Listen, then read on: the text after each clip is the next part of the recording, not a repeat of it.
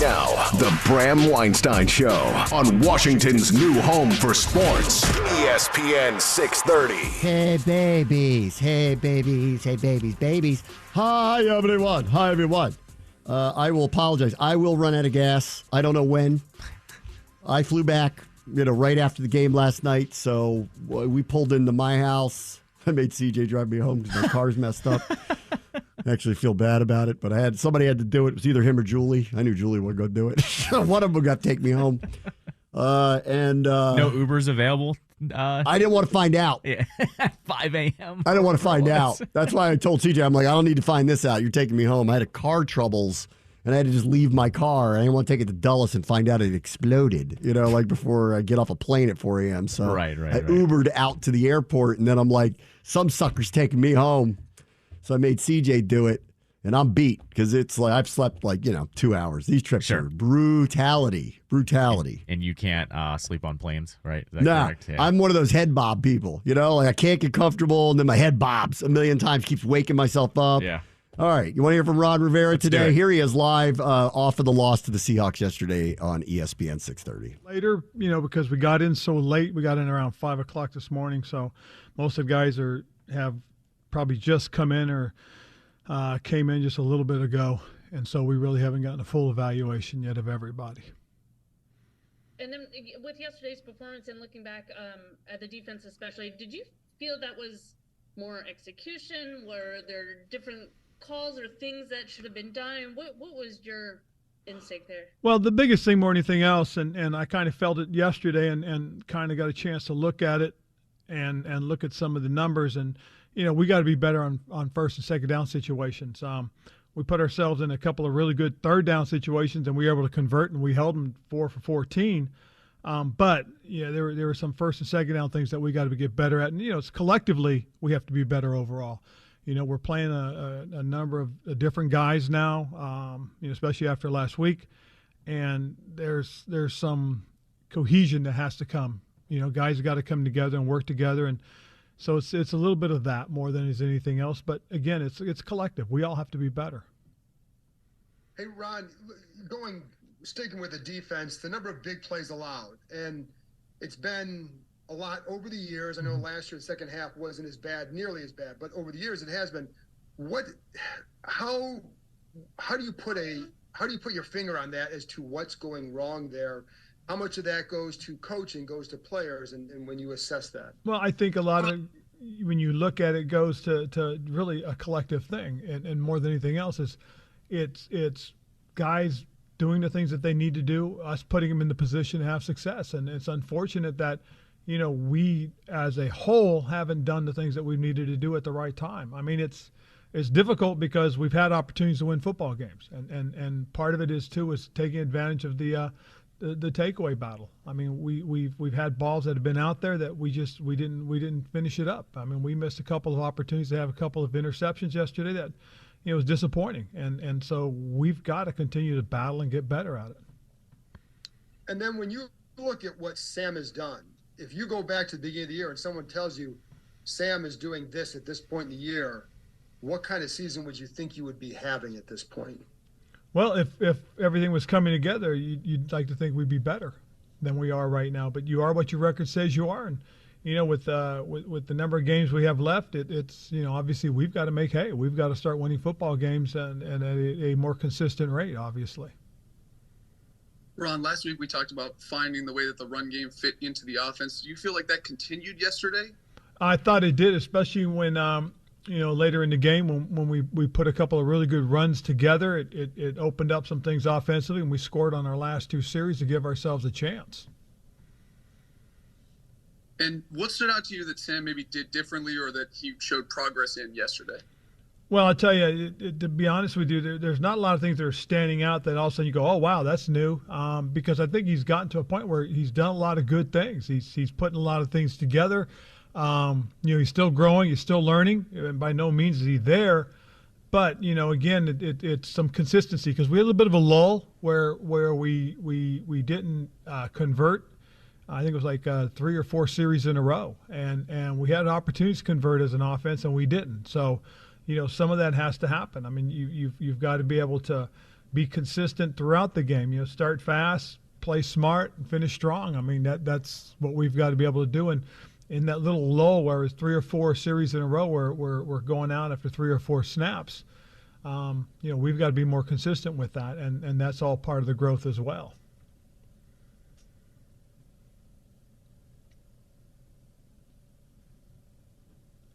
Why do you think those lulls happen, and how can you make progress with them? Well, it's about making plays. It's about being consistent, and I think that's the biggest thing. Whether it's something that goes up front with the line, or something with the execution, or maybe there could have been a different call. But you know, it's still trying to find our footing as a unit, and that's for, you know, both sides of the ball, offensively, defensively. I mean, you know, it's one of those things that collectively, somewhere along the line, something is still, you know, being developed and learning and understanding.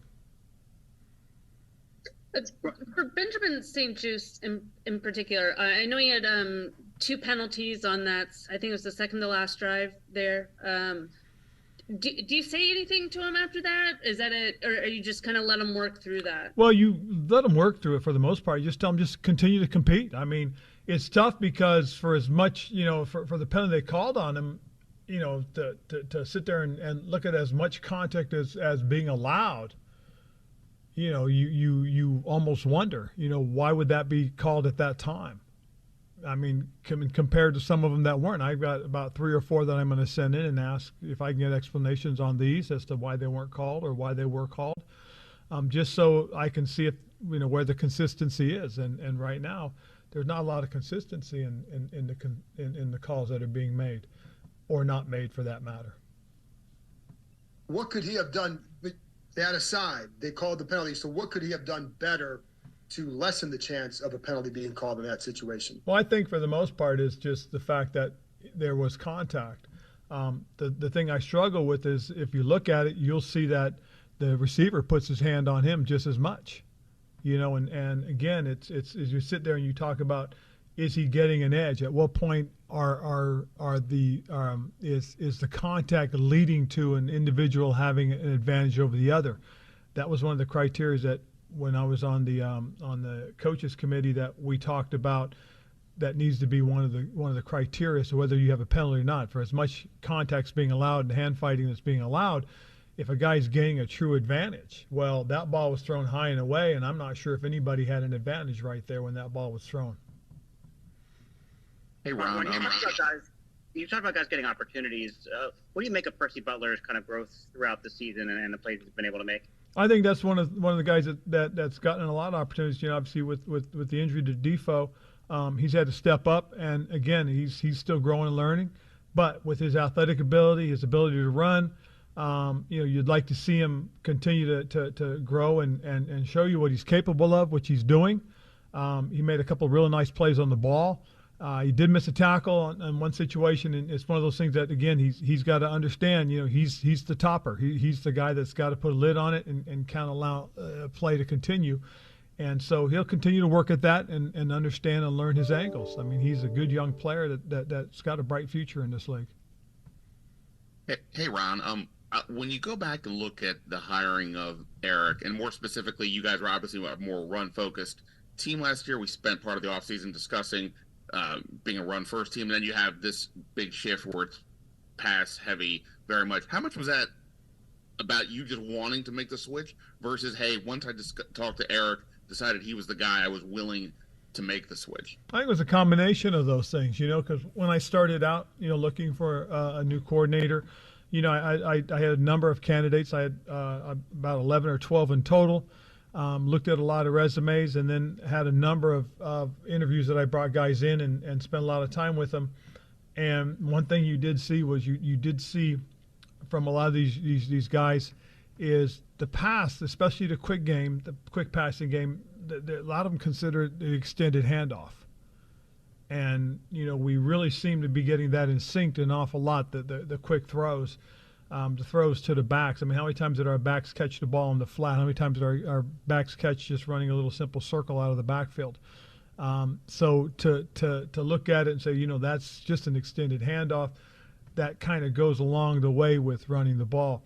But the actual runs, and when you see them, especially you saw it in the second half. There are a couple things that we wanted to get to and we got to, and you really saw it. I think it was we had 4 runs in a row that were over 6-7 yards each, and we really saw us take a couple chunks, and I think that helped open up some things downfield. So those are some of the things that, looking at what we've been working on and what we're trying to get synced to with our passing game, I think that's part of it. And just to sort of attach to that, this is just more of a philosophical question than anything else. Obviously, when you throw the ball, one possible outcome, incompletion, clock stops. You talked last year a lot about how you like this complementary part of football where you guys are running, helps also keep the defense fresh. Clock's running. You guys, I think, we're number 1 in time possession or something like that. You only run the ball 5 times, though, in the first half in this game when it's the score never was more than a 1-score game. Is that still, I don't want to say acceptable, but is that still kosher for you rather than just simply saying run the ball and help kill the clock if nothing else? But I think part of this too, more than anything else, for me personally, has been the growth of this quarterback, and that's one of the things that we've talked about extensively throughout this season. Is that having him throw the ball, having them stay out there in the games and throwing the ball has helped in his growth and development. And we're getting to a point where we are right now because of that. And we'll continue to see how it goes, because one thing that I told you guys I was committed to, and that was, Sam. I think that this is a guy that's going to give us an opportunity going forward, and we'll continue to work on that. Anybody else? I'll just ask quickly, based on just watching the tape, what did you think of John Allen and Deron Payne off of yesterday? I thought they had their moments. Again, one of the things that you have to work on is getting the feel with the guys that you're rushing with, and for them, it's been a little bit of a change, obviously. So they've got to continue to work with these guys, develop this rapport that you need as far as rushing and being in the lanes. I think they both were very stout and physical against the run, made some plays for us when we needed them. Again, I think their pass rush, obviously, is as they get more and more comfortable with these guys, I think we'll see this as a unit pick up and, be there and create opportunities. Hey, Ron, going back real quick to the run game, too, when you always hear about, backs needing to get into a rhythm with the run game. Does a line need to get into that kind of rhythm, too? And do you think that sometimes when you don't have a lot of runs, and I know what you say about the extended handoffs, but if you don't have that, does that take them a little bit more to get into that rhythm as well? I don't think it does, John. I think those guys react to really what their what the calls are. I think the big thing that you really see more than anything else with the offensive line is, especially in the quick game, is it's almost kind of the same mentality as far as the run game is concerned in terms of, hey, I've got to hold this block for a certain amount and then we move on to the next thing. And I think that's one of the things that these guys are getting used to, and they've done a pretty good job the last few weeks. It's and it's kind of, you see it when it all clicks, it can really go pretty well. And I thought the last 2 drives were indicative of what the potential is.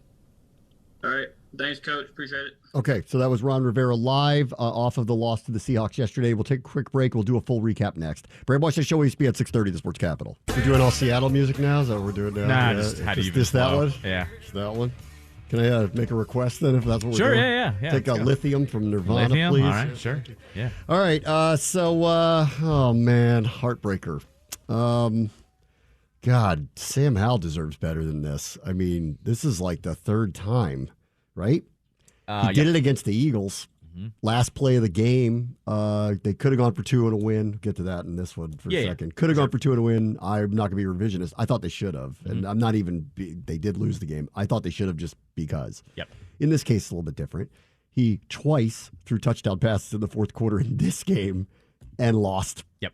At the buzzer. There's one more. I think there's one more, right?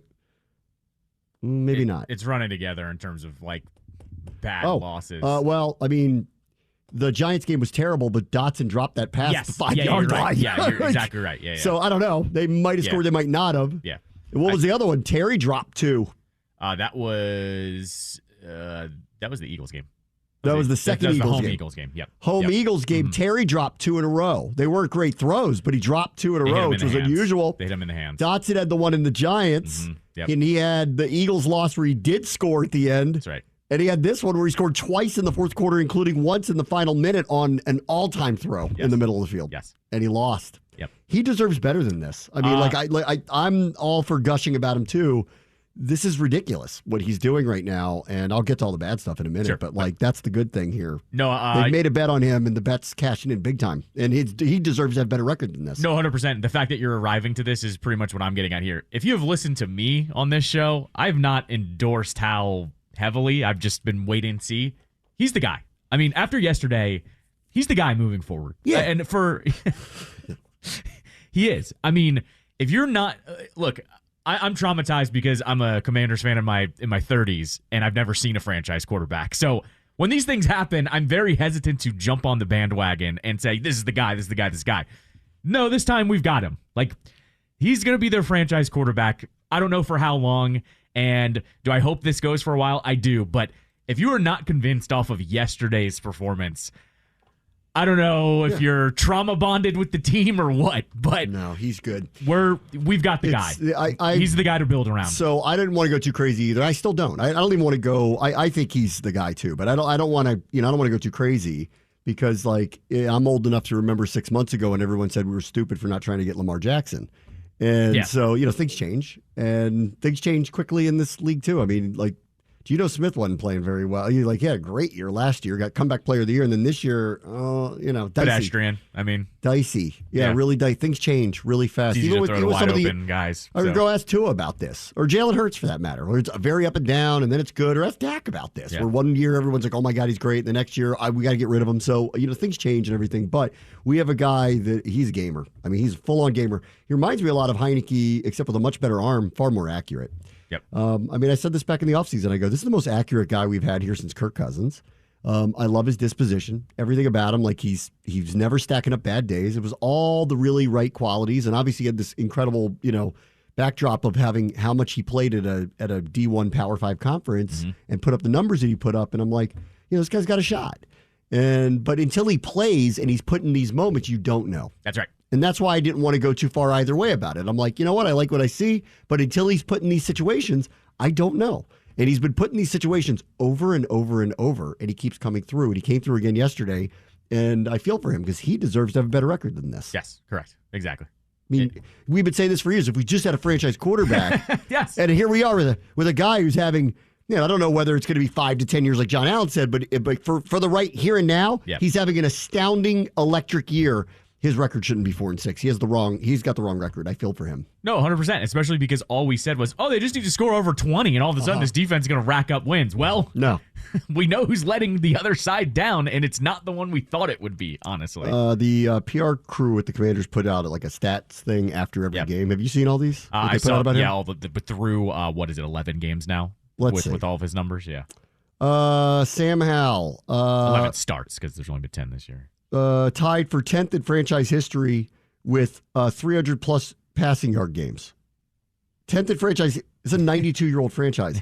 10th. He's played 11 games, guys. Right. 10th all time. So that ought to tell you how bad the quarterbacking's been, Correct. Actually. Exactly. 3 consecutive games with 300-plus passing yards. The most consecutive games of 300-plus passing yards for Washington since Kirk Cousins 2016. Mm-hmm.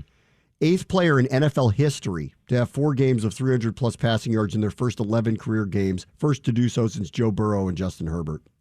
Howell's 2,952 passing yards ranks 5th in NFL history through 11 career games. 5th in NFL history. Trailing only Patrick Mahomes, Justin Herbert, Andrew Luck, and Cam Newton. Joins Mark Rippon as the only Washington quarterback to record 18 or more touchdown passes in their first 11 career games. And Mark Rippon was playing on maybe the best team ever. Yep, that's right. This is not the best team ever. That's right. He eclipsed 200 career rushing yards, joining Robert Griffin III as the only Washington quarterback to have 200-plus rushing yards through 11 career games. He is having, outside of Sammy Baugh, the best start to any Washington quarterback's career ever. Yep. Ever. And I'd have to go look back at what Sammy Baugh's was, but he's having the best start to a career by any Washington quarterback ever. Mm-hmm. Maybe with the exception of RG3 that rookie year. Sure. Yeah, I would agree. But even that was a mixed bag, and he got hurt. He was out for, 3 games, 4 games, something like that? And then it never came back. Correct. Which is why I count no chickens about anything. Because of course. You just don't know. Totally. Every year's different. You really don't. Every year's different, which I'll get to, which is the other side of the ball. Every year's really different on defense. This is ridiculous now. Before you get to the defense, I want to say one thing about Howell, too, yesterday. Yeah. You saw it's really coming together for him. Like, the 3 times he went to scramble, and the 2 of them went to Brian Robinson for 49 and 51 yards. Like, we're seeing it click right in front of our eyes, and what he's learning and what works and how he's drawing the defense to do certain things.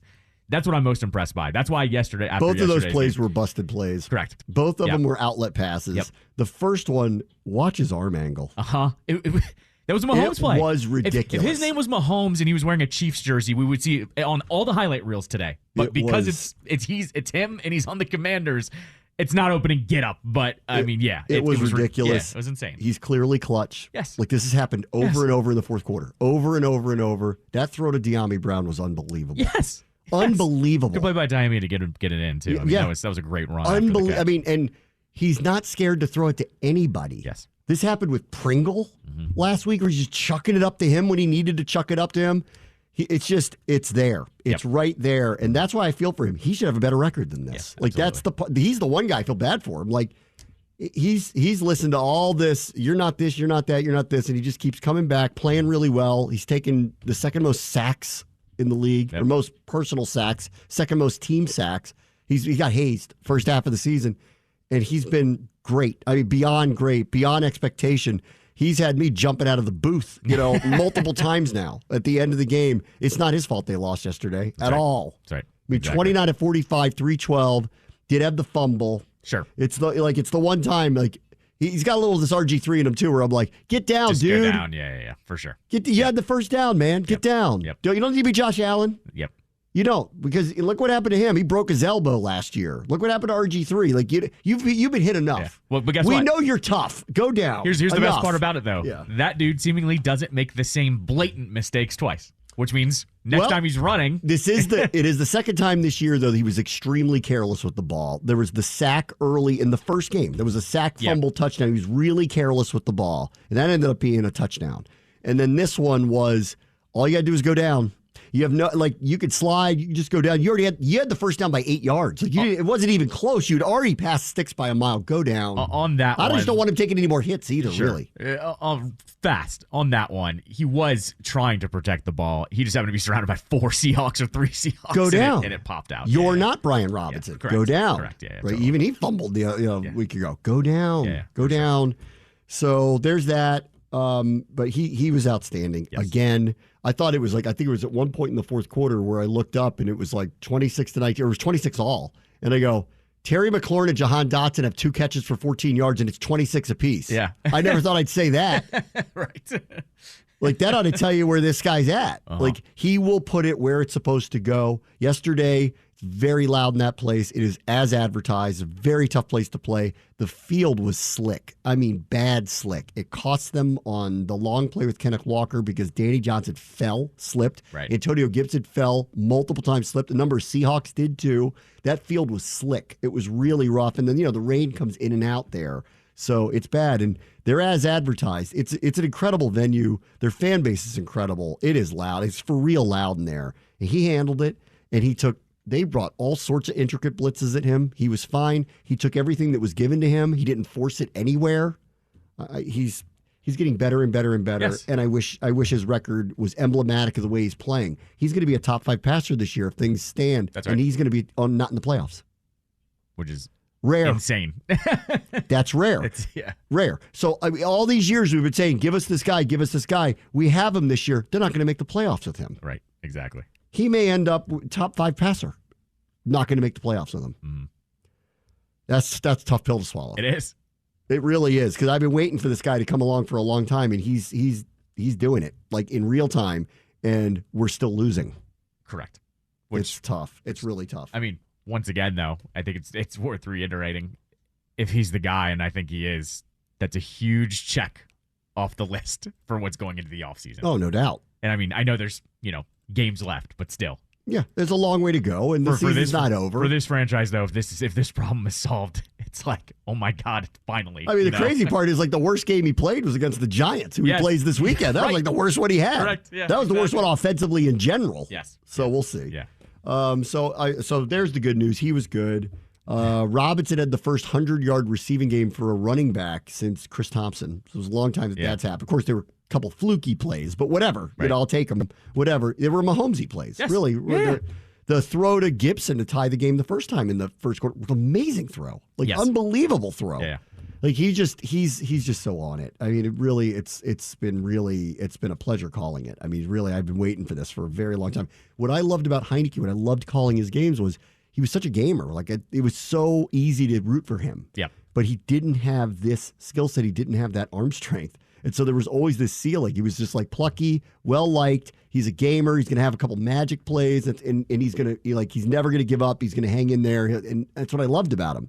This guy's all of that, except he's got the arm to do it too, and the accuracy. I mean, he's made some throws these last few weeks where I'm like, wow, like on it, clutch moments, have to have it, and they're making him throw on 4th and 1. They're making him throw on 2.5 yard, 3rd and 1, 4th and 1. I don't know, man. I know, like Rivera, you just heard his press conference. They keep asking him about the run game. He refuses to do what he's done in the past, which is publicly demand that they run the ball more. Right. And, I mean, I just assume he's just going to back EB no matter what he does. And they did score 26 points, should have had 27. Could have easily scored a little bit more than that yesterday.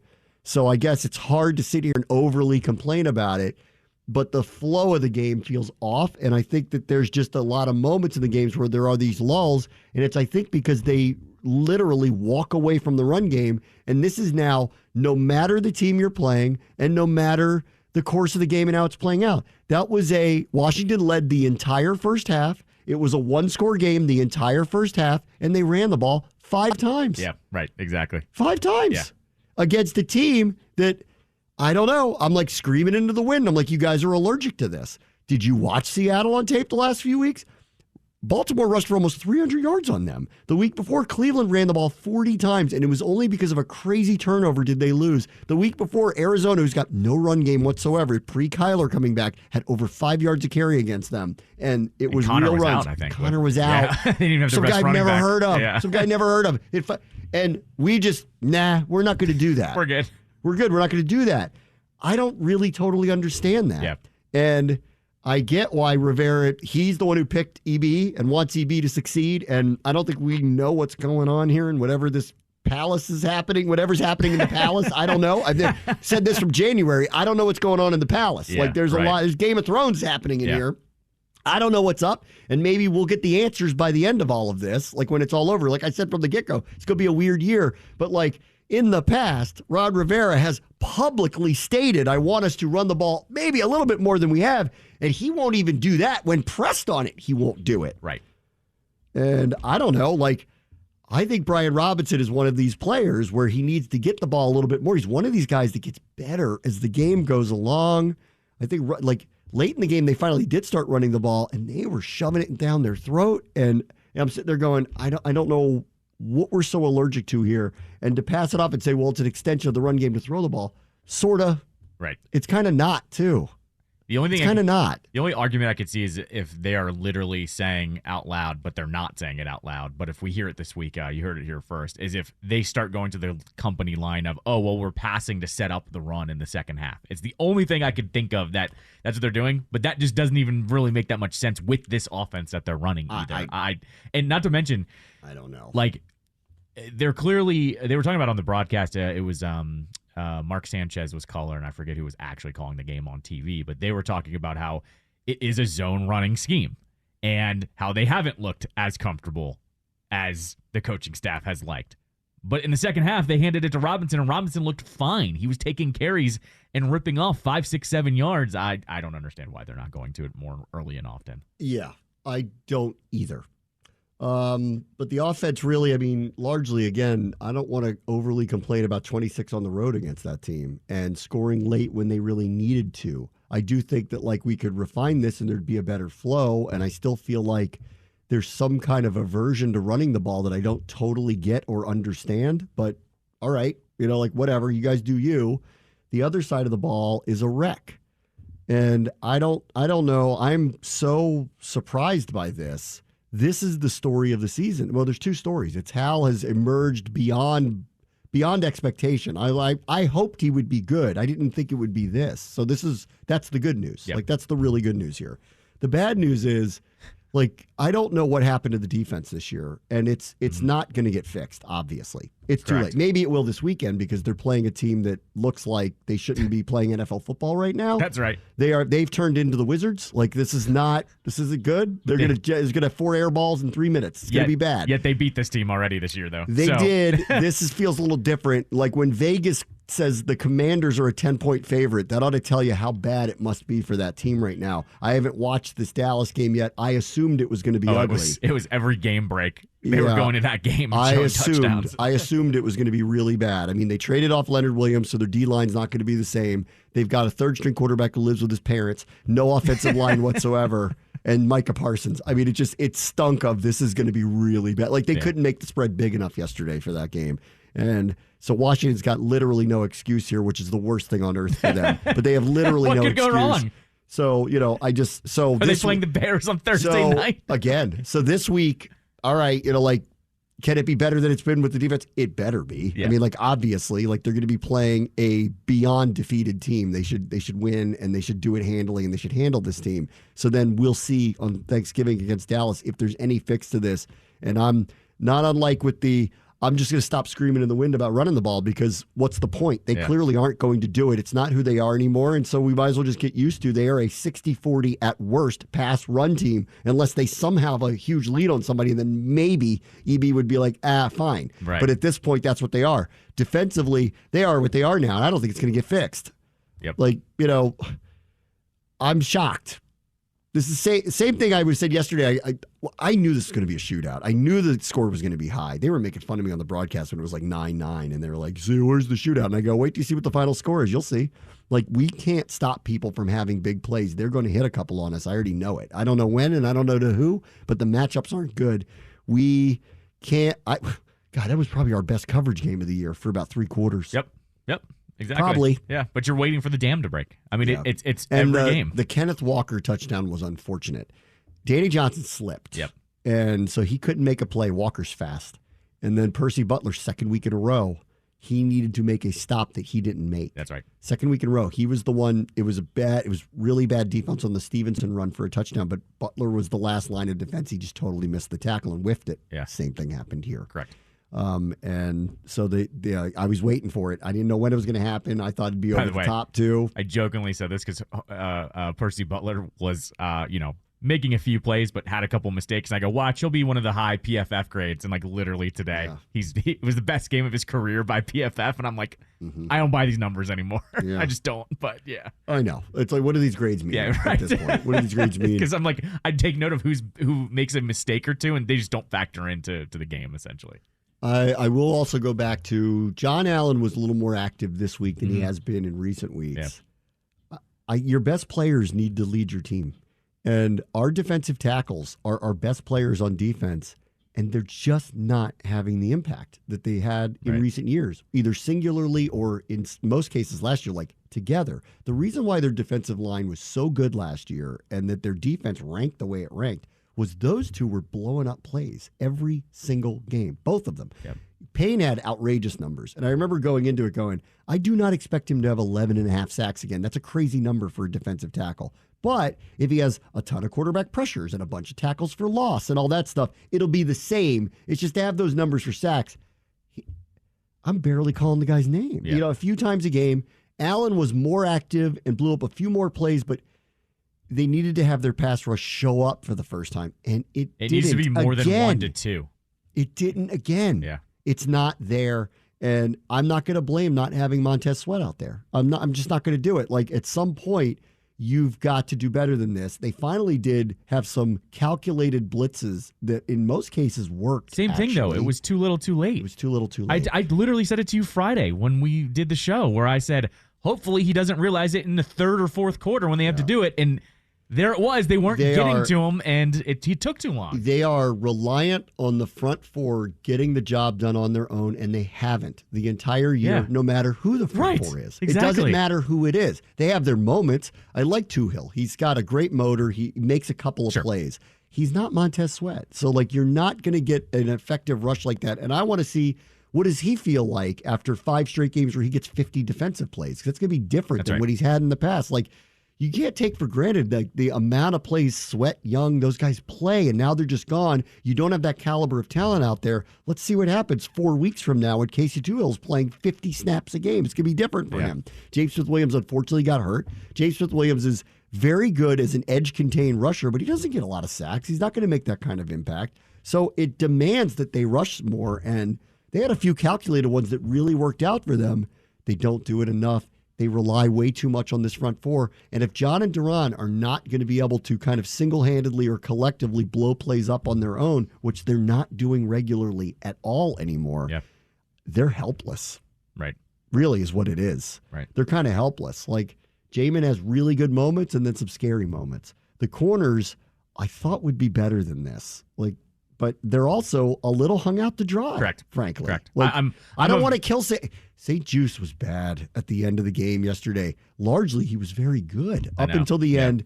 I thought the PI was unfair. I didn't think that was a very good call. I think that was uncatchable. I think they also should have put their whistles away on that. That's a game-changing play.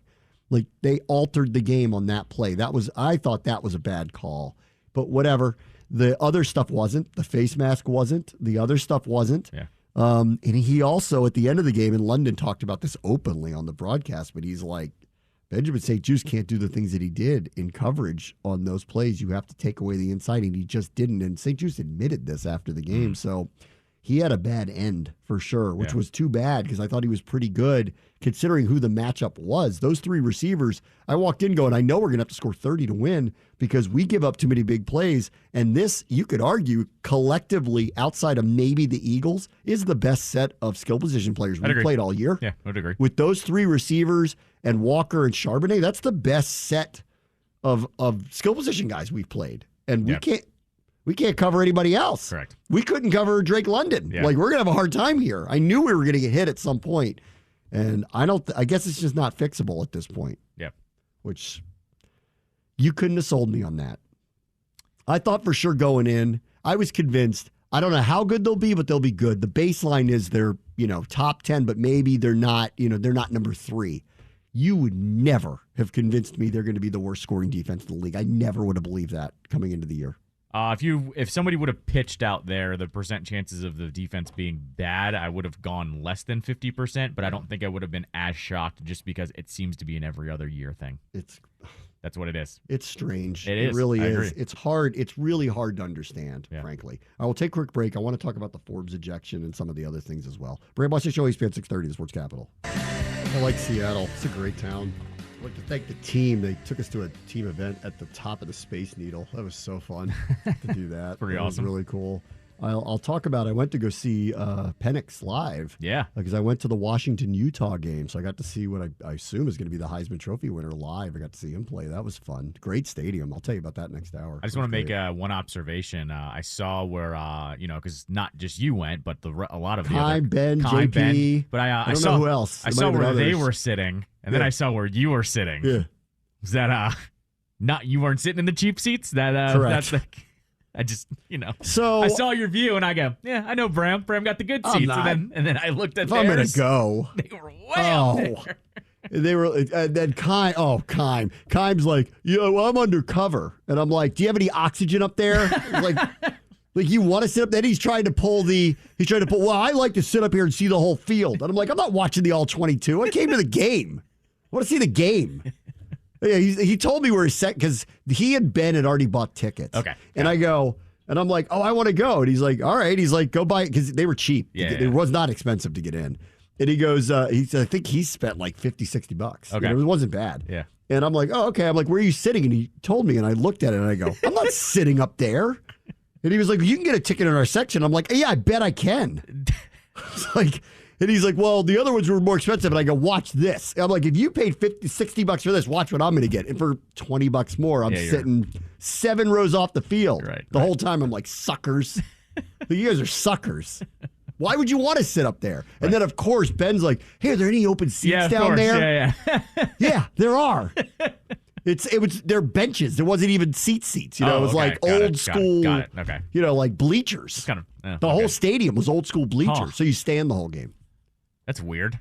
I thought that program was a little bit bigger than that, but I guess well, the stadium's from forever ago. Yeah, so yeah, all right, that the makes stadium's sense. from yesteryear. They bark a lot in there. A lot of barking. God. Yeah, every big defensive play. You get that. Oh God, that's going on. Smoot would have loved that. Oh, he would have loved it. Yeah, Smoot would have got real drunk. Yeah, he would have loved it. And barked. Yeah, That's what I was getting at. Yeah, it was fun. I'll tell you more about it later. Cool. All right, let me stay on the Commanders here. The Emmanuel Forbes call. I think that was not correct. I think Dean Blandino went on TV and said that it was. So he hedged a little bit. Blandino right? goes, "This one's tough." And okay. I was like, all right, good. Yeah, good, because I did not think that warranted an ejection. No. Like, I thought, like, the penalty, yes. I mean, that's unavoidable. Like, he did lower his head. yes, it was a penalty. But he didn't, that was not malicious. It was not done to target him. It was not done to hurt him. He was trying, it was a physical play. Yes, he can't lower his head. It's unfortunate that it was some helmet to helmet. He tried to hit him from the side. He actually didn't try to hit him straight on. I was surprised when they kicked him out. And every time they showed me the replay, I was perplexed and I was apoplectic on the air about it. I'm like, this is crazy that they threw him out. And then someone texted me and said, Dean Blandino said it was the right call. And I'm like, he did? He hedged. He started it by saying this one's tough and then said they made the right call, which I just chalked up to Dean not wanting to throw his refs under the bus. But that was a bad call. I thought they had two terrible calls in this game. That one and the PI on Metcalf on St. Juice. That ball was uncatchable. I know there was handsy there, but that was an uncatchable ball. Who was the safety on the Broncos that hit Logan Thomas? See, that was targeting. That was bad. See, that's what I'm saying. That was really bad. He didn't get thrown out. He launched himself up with his helmet into the helmet. You get fined and ejected for that. That was his second in 2 weeks. Right. He had one the week before, and then he finally got ejected, like 3 or 4 weeks later for a bad hit because he had a prior record? This is a rookie that made a bad hit. And the funny part about this hit that I found crazy was in slow-mo, it actually didn't look worse. In almost every hit that you slow-mo, it looked better. Every slow-mo He did hit, come at it from the side. He tried hitting from the side. Yes. The helmet's hit. You have to throw a flag. It's a 15-yard penalty. He did put his head down. You're not supposed to do that. It was not targeting. Right. It was not malicious. It was not dirty. It was a physical play. It's unfortunate the helmets collided, so they throw a flag for that. He should not have been ejected. Correct. And so I thought that was really bad. I also think, once again, I don't want to keep doing this kind of conspiracy theory thing, but the ejection came from New York. What are we doing here? Right. Since it was weird. Like, because in real time, I'm like, well, what are they talking about? After they threw the penalty, I'm like, well, what are you guys talking about now? When they said it, I think I went, what? Like, I said something like that on the air. I'm like, what? Because they called the penalty, marched off the length, and then they came back on and said he was ejected. And I was like, no, that's not how this works. You make the call right there. It was really bad. Yeah, I thought that was really bad. That was a really bad call, and it just changes the complexion of the game.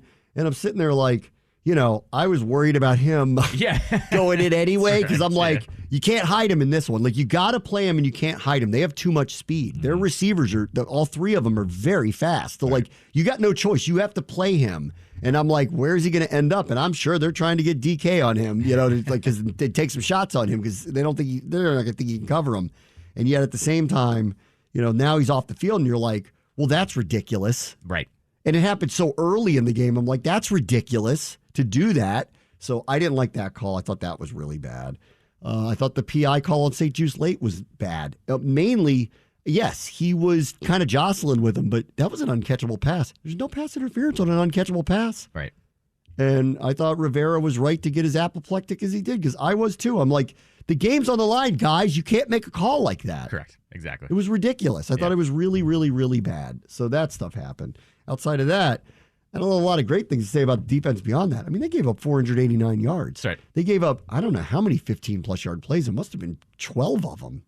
They didn't give up the big one over the top. Seattle tried a few times. Yeah. They did have the one unfortunate one with Walker because Johnson slipped. So I don't know what would have happened, but that's the one unfortunate one that happened. But it wasn't like they didn't give up chunk plays, and they did. And Gino, who'd been throwing it all over the yard for a month, they weren't even really close to a turnover with him.